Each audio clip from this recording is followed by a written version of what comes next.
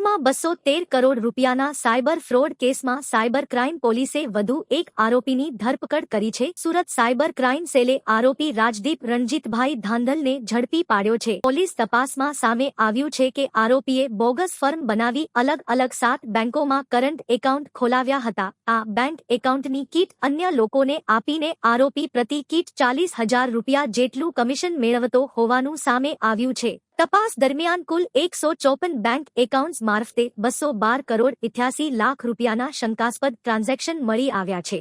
આ ઉપરાંત national cyber crime portal પર દેશભરમાં કુલ 410 ફરિયાદો નોંધાઈ હોવાનું સામે આવ્યું છે, જેમાં 40 કરોડ 58 લાખ રૂપિયાથી વધુનું ફ્રોડ થયું હોવાનું તપાસમાં ખુલ્યું છે.